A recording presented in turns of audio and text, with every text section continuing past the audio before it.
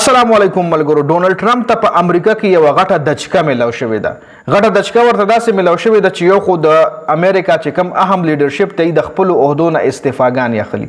د لوي چې تا ولې د ایران د جنگ تر دانګلې دي. دا جنگ خو د اسرایل تا ولې په خپل سره ایشتلې دي. نو ډونلډ ټرمپ ته په امریکا کې ډېرې غټې مسلې جوړې دي. ډونلډ ټرمپ ته یو طرف ته ایران په لکه خپې خلې ده او بل طرف ته په امریکا کې د امریکا چې کوم عوام او کوم د سیاسي خلک دي هغه د خلاف شوي دي. ډیټیل سره په خبره کو جی ډونلډ ټرمپ چې کوم دی شدید مشکلاتو سره دوچار د چرته خودکشي ونه کی. بل ایران چې کوم دی امریکا آرمی په عراق کې ټارګټ کړی دا چې ډیر غټ نقصان یې غیله هم ورکړی دی. په هغه هم ډیټیل سره خبره کو. نور هم اهم اپډیټس دي جی وره ډیټیل سره په غور باندې دا ویډیو ګورئ. امریکا کې ټرمپ ته یو غټه دچکه ملو شوې ده. د ټرمپ دا دویمه دچکه ده. دینه مخکې هم لومړنۍ دچکه چې کوم ایرانی فوج امریکا ته ورکړی و چې د ایرانی فوج د امریکا آرمی په دې ریجن کې ټارګټ کړی ده او اوس د امریکا دویمه دچکه ده د ډونلډ ټرمپ چې امریکا کوم اهم لیډرشپ ته هغه ټرمپ په سربراهۍ کې استعفا غواړي جی. د ټرمپ نه استعفاګانې باقاعده درخواستونه ورکړي چې مونږ استعفاګانې اخلو.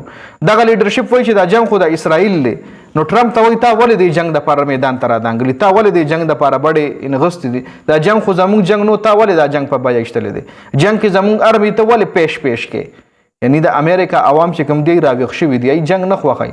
بل ابراهم لنکن یو داسې بحري جهاز دی، یو بحري اډه ده، یو قسم له دی چې په هغې کې امریکا فوج چې کوم دی د هغې د خودکشۍ خبرونه راغلي چې په هغې بل ورځ ویلاګ تاسو سره ما شریک کړی هم. دا په سمندر کې دی یو داسې لانچ غونتی وي غټ چې په هغې باندې دی جنګي ساز و سامان هم پروت وي، په هغې باندې دی ملیټري هم پرته وي، په هغې کې ټینکونه، جهازونه، دا جنګي جهازونه پې لینډینګ، هلیکاپټر پې لینډینګ کوي یا پې دمه کوي لکه داسې یو غټ اډه غونتی وي په سمندر کې.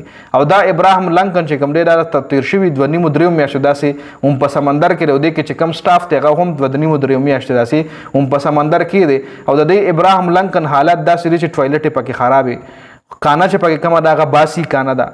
فوجیان تنګ شوي دي جی. دا جنگ فوج نه کول غواړي خو ټرمپ دی جنگ له ورویشتي دي. نو هغه فوجیانو حوالې سره بروز دا خبرونه راتلل چې هغه خودکشۍ له تیار شوي دي. یو پکې د خودکشۍ کوشش هم کړی دی چې بیا نور فوج رانیولی دی. چې اوس امریکا کې کم د آرمی فیملی ولدي هم شدید پریشانه شوي دي چې لکه د مونږ خو ځوان په دې فوج کې دی هغلته نه د خودکشۍ خبرونه راځي. نو خامخا کوروال هم پریشانه شوي دي. امریکي آرمی چې کومه ده آرمی حکومت او میډیا چې کومه ده دا خبره پټه کړې وه. د امریکا حکومت او میډیا دا خبره پټه کړې وه خو اوس میدان ته راغلې ده. امریکا میډیا مطابق د وایټ هاوس بل استعفا چې ایشتلې وورئ.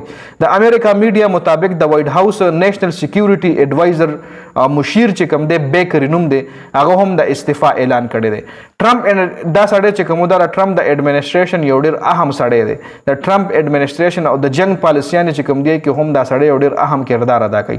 د امریکا د سیکیورټي ایډوایزر چې کوم دی نیشنل سیکیورټي ایډوایزر بیکر وایي چې زه استعفا خلم وروره ټرمپ خو موږ پردي جنګ له راویشتو یو.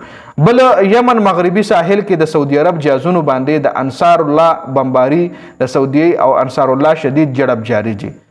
د سعودي عرب او د انصار الله یو دغه چې دغه یو شدید جړب شروع دی. بل ایران په شمالي عراق کې په اربیل صوبه کې یو هوټل کې د امریکا فوج په ډرون باندې هیټ کړی دی جی.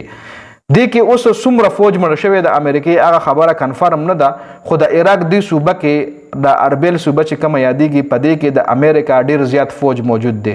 او امریکای دا اعلان کړی چې موږ په سپتمبر کې دلته نه دا فوج وباسو. خو ایران وایي درګه سپتمبر کې خو لا وخت سره راشه چې موږ درکې خپل کار وکړو. ګوره تاسو به کتلي چې یو ای ای کې هم ایران ډېرې کاروایانې کولې. نو یو ای ای کې هم ایران له پته وه چې کوم هوټل کې د امریکا آرمی پرته یا د امریکا سی ای ای یا د اسرائیل چې کومه سی ای ای ده د اسرائیل چې کومه ادارې دي نو هغوی له پته وه چې کوم هوټلو کې دي نو هغوی بیا دوبۍ کې هم هغه هوټل هیټ کړی چې اوس یې په عراق کې هم یو هوټل هیټ کړی دی.